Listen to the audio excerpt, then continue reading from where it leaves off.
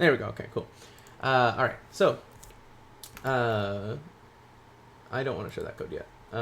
Yeah.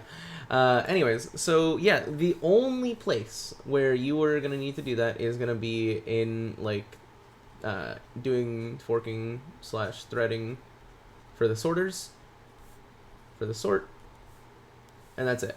Like this is the only place that you either call fork or thread, right?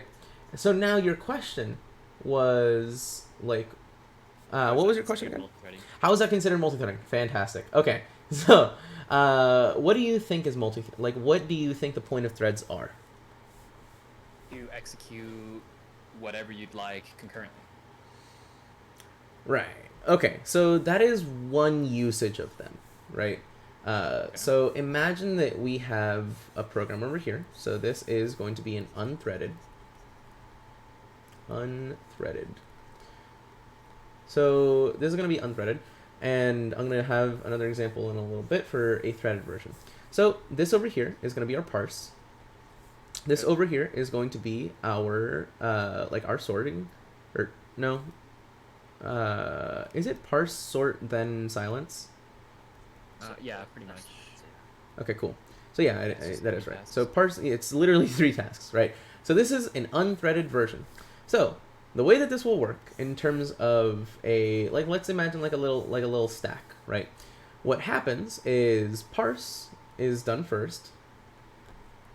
Uh, yeah, parse is done first, then sort, or yeah, then sort, then silence, and imagine that this is a queue.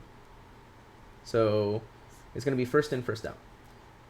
Okay, so basically, the way that this is going to work, like in terms of what happens in general, is parse is going to like go and do that while f gets thing, and it's going to basically get all of the input line by line to like uh, well now like imagine that you're making n buffers, right? So now it's going to basically send that data into the n buffers Okay. first, right? So first, n buffers. Then it's after it finally gets done going through all of our data. By the way, like after it gets done through going all of our data, and by the way, our data could be all of Moby Dick. Uh, yeah. So Yeah. let's just say that all of our data can like is coming from Moby Dick.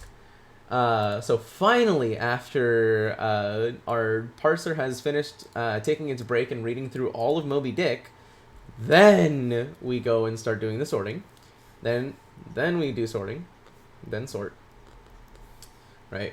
So then finally, after getting this massive chunky boy, like of shit, like yeah, after getting all of this data, finally we can sort it. Okay. Right? So finally, we can sort it of all of that data. And then finally, after it goes through the entirety of Moby Dick again, then we silence it. Right? So, Okay. then silence. Alright.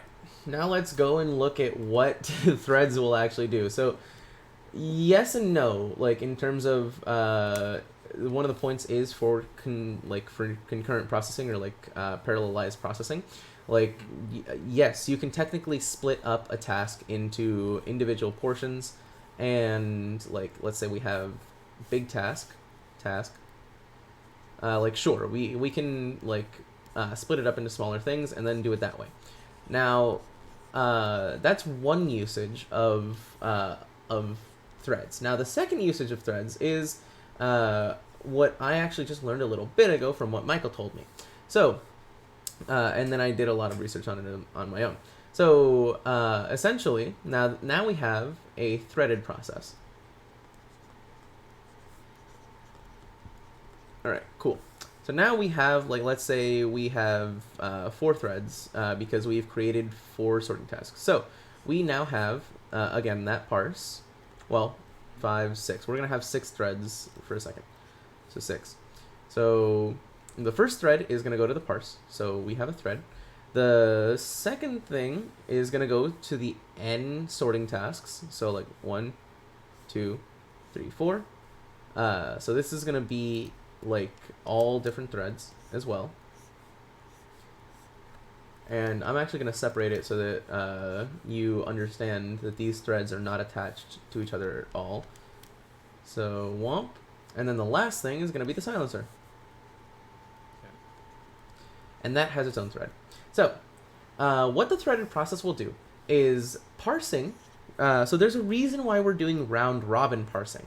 And that is that while we're grabbing data to each of these, we are sending that data, like at the very top over here, like the first 4 words, call me Ishmael, some, like are going to be given in. So like then call me Ishmael, and then some. So as it reads it, right, and now let's go through, and now this is not a queue anymore. This is just like a bunch of processes going Existing in on. the same space. Yeah. Yeah. So now these are just a bunch of things that are going on at the same, like basically the same time. And now what's going on is like, okay, while we're parsing, we're sending data to each of these like 4 buffers over here, and while these are doing their things, like we're sorting at the same time that we're reading. Make sense? Yes. Yeah. So as So stuff's being read into the yeah, as stuff is first being one. read in, we are sending that to each sorting process, right? and it's being sorted. As Right we're away. reading along. So Okay, it's yeah. being sorted while we're reading along, and then afterwards it's going to be silenced. Like the silencer is going to wait until all of these are like done, and then after it's done, it goes like, okay, I silence now, and it silences all of that output at the same time. So let's go through and count how many processes were going on basically at the same time. So so basically what I'm wanting to show you is thread independence, right? Whereas with one thing over here for like what we had, like the non-threaded version, like it had to wait for all of that data to be buffered, and then it could finally sort all of that buffered data. Yeah. Then it could output it. With the threading, it goes like, hey, so I have a bunch of different processes that can handle all this stuff as I'm reading input. I'll do that at the same time as you're reading input. Sound cool to you? Cool. I'll go and do that. And then it goes and does that, and then that's how it basically just works. So the differences between making individual processes for these, like the differences between forking and processing and all the processes. God, I can speak English. Is that so? Even though you make separate processes, they will still have to like wait until like one of the others is done. Make So sense? it's similar to like the non-threaded example, right? Yeah, basically similar to the non-threaded example. Like the processes are like whenever we do like back in small shell, like whenever we did like this thing over here, like remember how we had to wait for all of the processes to finish before we could like end unless we terminated them? Yep. Well, yeah, so they were going in like sequentially, essentially. Yeah. So yeah, exactly. Yeah, so depending on how those went, like they might have been taking input separately, but like we would have had to wait to send them input anyways. Mhm. So that's basically the difference between threading and then processes. Let's do Yeah, it. yeah. That's make sense? Yeah, it does. All right, cool. Especially with the non-threaded example, and then how you were if you were to call n amounts of processes, it'd be pretty much the same thing. Mm-hmm. Yeah, making n amounts of processes is like you're still gonna need to get all of that input buffered anyways. Then you can finally send it to the n processes, and then you can silence them. Then So that has to wait still, and then you have to silence. yeah, so it's basically sequential. So essentially, the pros versus cons. Like, why would you want to do one over the other? Pros versus cons. So, so the main thing is that threads are not meant for heavy duty things, right? like you see how we're using threads like for just sorting and doing all of that. Yeah, so sure, technically, and I mean technically, you can have a thread like go out and do like a massive like process, but like you're not going to want to really do that in the same memory space as you are with your regular program, because like if you're doing that, why not just create a brand new process? Like the process is going to be like the one that's like the heavy duty thing and what we're currently doing, right? So for these, the pros versus cons, like threads, I can type threads. Yeah, threads are good. Goof, are good for small tasks that you need to do.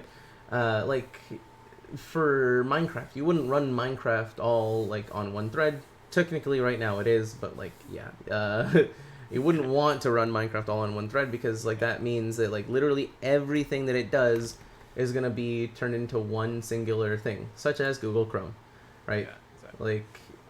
Like you don't really want to do it like that. You want it to be split up into small thingies and then take up 64% of my memory that way.